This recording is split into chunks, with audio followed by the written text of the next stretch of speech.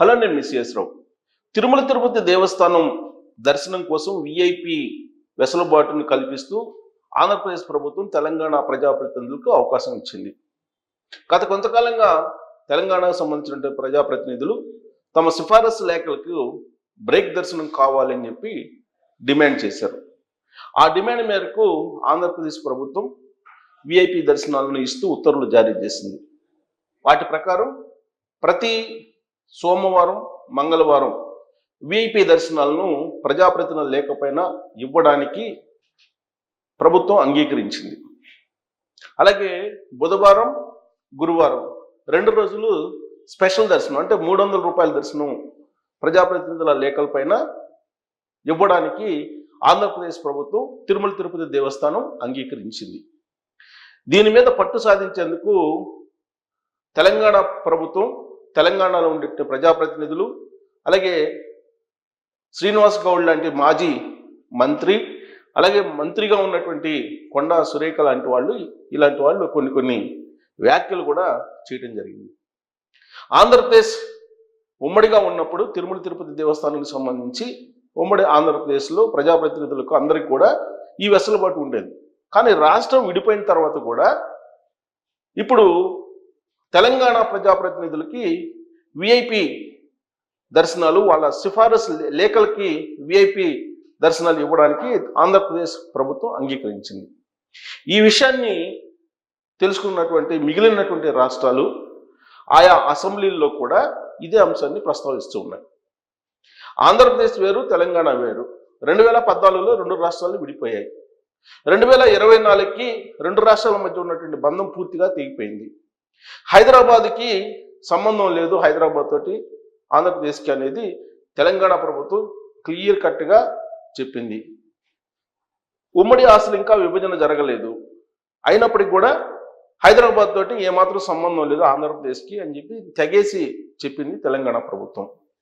దీంతో ఆంధ్రప్రదేశ్ ప్రభుత్వం కూడా ఆ ప్రభుత్వం పరిపాలన ఆ ప్రభుత్వం చేసుకుంటూ ఉంది. అయినప్పటికీ తిరుమల తిరుపతి దేవస్థానం ప్రపంచ ఆధ్యాత్మిక కేంద్రం, అందరి వాడు వెంకటేశ్వర స్వామి, కలియుగ దైవం, అందరికీ ప్రాధాన్యం సమానంగానే ఉండాలి అనేటువంటి కాన్సెప్ట్ ఉంటుంది సహజంగా కూడా. అయితే విడిపోయినటువంటి రాష్ట్రంలో తెలంగాణ ప్రత్యేక రాష్ట్రం, మరి ఆంధ్రప్రదేశ్ రాష్ట్రంలో ఉండేటువంటి తిరుమల తిరుపతి దేవస్థానం సంబంధించి తెలంగాణ ఉండేటువంటి ప్రజాప్రతినిధులకి ఒక ప్రత్యేకమైనటువంటి హక్కులు ఇచ్చారు. మరి దాన్ని హక్కులు ఇవ్వడాన్ని ఆంధ్రప్రదేశ్ ప్రజలు, తిరుమల తిరుపతి దేవస్థానం స్వాగతించింది. పైగా శ్రీనివాస్ గౌడ్ లాంటి వాళ్ళు ఒక వ్యాఖ్య కూడా చేశారు. తిరుమల తిరుపతి దేవస్థానం చైర్మన్గా ఉన్నటువంటి బిఆర్ నాయుడు గారికి పూర్తి స్వేచ్ఛ ఇస్తే మాకు విఐపి దర్శనాలు వస్తాయి, అలాంటి వెసులుబాట్లు ఇవ్వలేదని సంచలనమైనటువంటి వ్యాఖ్యలు, వివాదాస్పదమైన వ్యాఖ్యలు కూడా చేశారు అప్పట్లో. సరే, వాటన్నిటిని చంద్రబాబు నాయుడు గారు పెద్దగా పరిశీలనలోకి తీసుకోలేదు, పట్టించుకోలేదు కూడా. కాకపోతే భౌగోళికంగా విడిపోయినప్పటికీ కూడా అన్నదమ్ముల మాదిరిగా కలిసి ఉందామని చెప్పి అనుకుంటున్నారు కాబట్టి తెలుగు ప్రజలు, లేదా తెలుగు ప్రభుత్వాలు, లేదా తెలుగు సీఎంలు ఇలాంటి వెసులుబాటుని తెలంగాణ ప్రజాప్రతినిధులకి కల్పించారు. వాస్తవంగా 24 వరకు హైదరాబాద్ ఉమ్మడి రాజధానిగా ఉంది. అప్పటి వరకు ఎంతో కొంత 2 రాష్ట్రాల మధ్య కొంత లింక్ ఉంది. విభజనకు సంబంధించి పూర్తి స్థాయిలో ఇంకా విభజన కాలేదు, ఉమ్మడి రాజధాని హైదరాబాద్ ఉంది అని చెప్పి. కానీ ఎప్పుడైతే 2024 జూన్ వచ్చేసిందో 2వ తారీఖు, ఆ రోజు నుంచి అసలు ఆంధ్రప్రదేశ్, తెలంగాణ అని చెప్పి తెలంగాణ ప్రభుత్వం, తెలంగాణ ప్రజాప్రతినిధులు క్లియర్ కట్గా చెప్పేశారు, హైదరాబాద్ తోటి మీకు ఎలాంటి సంబంధం లేదు అని చెప్పి. అయితే 2 రాష్ట్రాలు క్లియర్గా విడిపోయినప్పటికీ కూడా తిరుమల తిరుపతి దేవస్థానం దాని మీద, ఆ దేవస్థానం మీద ఇప్పటికీ కూడా తెలంగాణకు సంబంధించిన ప్రజాప్రతినిధులకి ఒక ప్రత్యేకమైనటువంటి హక్కు ఉండాలి అని భావిస్తూ తెలంగాణలో ఉండేటువంటి ప్రజాప్రతినిధుల కోరిక మేరకు ఆంధ్రప్రదేశ్ ప్రభుత్వం ఉత్తర్వులు జారీ చేసింది. దీని మీద ఇప్పుడు కొంతమంది తిరుమల తిరుపతి దేవస్థానం సంబంధించినటువంటి కొంతమంది మరి మిగతా రాష్ట్రాల వాళ్ళ పరిస్థితి ఏంటి అనేటువంటి ప్రశ్న వేస్తూ ఉన్నారు.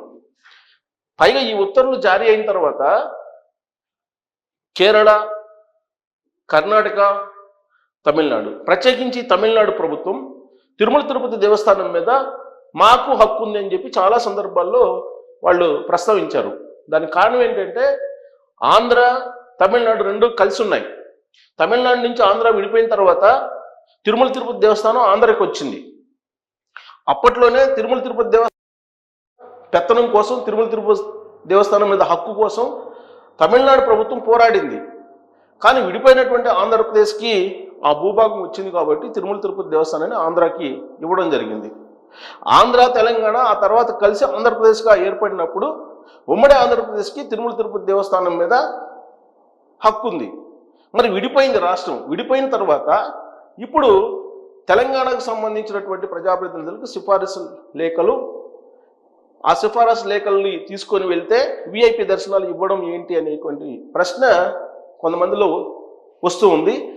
ప్లస్ ఈ పాజిటివ్ దృక్పథాన్ని తెలుసుకున్నటువంటి మిగిలినటువంటి రాష్ట్రాలు తెలంగాణ ప్రభుత్వానికి, తెలంగాణ ప్రజాప్రతినిధులకి వాళ్ళు ఇచ్చినటువంటి లెటర్లకి విఐపి దర్శనాలు వెసులుబాటు కల్పిస్తున్నారు కాబట్టి బ్రేక్ దర్శనాలు, మరి మా రాష్ట్ర ప్రభుత్వాల పరిస్థితి ఏంటి అని చెప్పి అడుగుతున్నారు. ఇదే విషయాన్ని ఢిల్లీలో పిఎంఓ ఆఫీస్కి, అలాగే కేంద్ర హోంశాఖ ఆఫీస్కి కూడా తీసుకెళ్ళినట్టు తెలుస్తుంది మిగతా రాష్ట్రాలకు సంబంధించినటువంటి కొంతమంది ప్రజాప్రతినిధులు. ప్రత్యేకించి డికే శివకుమార్, కర్ణాటక డిప్యూటీ సీఎం, ఆయన ఆల్రెడీ మా పరిస్థితి ఏంటి, మాకు కూడా తిరుమల తిరుపతి దేవస్థానం సంబంధించినటువంటి సిఫారసు లేఖలకి ప్రాధాన్యత ఇవ్వాలి, బ్రేక్ దర్శనాలు మాకు కూడా కావాలని చెప్పి వాళ్ళు కూడా పట్టుబడుతున్నారు.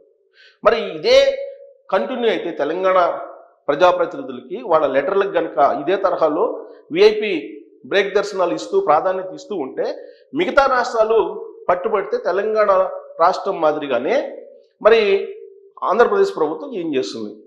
ప్రస్తుతానికైతే ఏ నిర్ణయం తీసుకున్నా రాజకీయ కోణం నుంచి ఆలోచిస్తూ ఉన్నారు.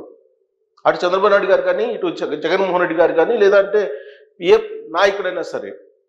మరి తిరుమల తిరుపతి దేవస్థానం మీద తెలంగాణ ప్రజాప్రతినిధులకి హక్కు కల్పిస్తూ విఐపి బ్రేక్ దర్శనాలు ఇచ్చారు కాబట్టి మా రాష్ట్ర ప్రభుత్వానికి కూడా ఇవ్వాలని చెప్పేసి తమిళనాడు ప్రభుత్వం కోరుతుంది. తమిళనాడు అందులో ఈ సంవత్సరం తమిళనాడు ఎలక్షన్స్ ఉన్నాయి, అసెంబ్లీ ఎలక్షన్స్. అందుకే ఏ చిన్న విషయం దొరికినప్పటికీ కూడా దాన్ని రాజకీయం చేయాలనుకుంటున్నారు.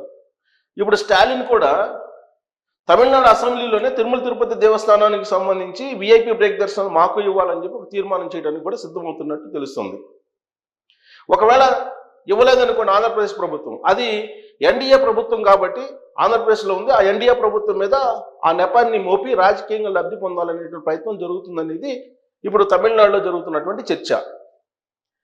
అలాగే కర్ణాటకలో కూడా కర్ణాటక ప్రజాప్రతినిధులు సరిహద్దుల్లో ఉంది కాబట్టి, పైగా తిరుమల తిరుపతి దేవస్థానం ధ్వజస్తంభం కర్ణాటక నుంచి తీసుకొచ్చారని చెప్పి చెప్తూ ఉంటారు. సో కాబట్టి తిరుమల తిరుపతి దేవస్థానం మీద మాకు కూడా హక్కు ఉండాలి, మా ప్రజాప్రతినిధులు ఇచ్చినటువంటి లెటర్లకు కూడా విఐపి బ్రేక్ దర్శనాలు ఇవ్వాలని చెప్పి కర్ణాటక అసెంబ్లీ కూడా ఒక తీర్మానం చేసి లెటరు ఆంధ్రప్రదేశ్ ప్రభుత్వానికి పంపించాలని చెప్పి మరొక ఆలోచన చేస్తున్నట్టు తెలుస్తుంది. ఒకవేళ ఇవ్వకపోతే కనుక ఎన్డీఏ ప్రభుత్వం మీద నెపాన్ని మోపాలి అని. అక్కడ కూడా కాంగ్రెస్ పార్టీ ప్రభుత్వం ఉంది కర్ణాటకలో. ఇక్కడ ఇండియా కూటమిలో ఉన్న భాగస్వామ్య ప్రభుత్వం ఉంది తమిళనాడులో. కాబట్టి ఒక లెటరు అసెంబ్లీలో తీర్మానం చేసి ఒక లెటర్ పంపించేస్తే ఇస్తే వెళ్ళండి గుడ్, ఆంధ్రప్రదేశ్ ప్రభుత్వం ఇవ్వకపోతే దాన్ని రాజకీయంగా వాడుకోవచ్చు అనేటువంటి యాంగిల్లో ఆలోచిస్తున్నట్టు తెలుస్తుంది.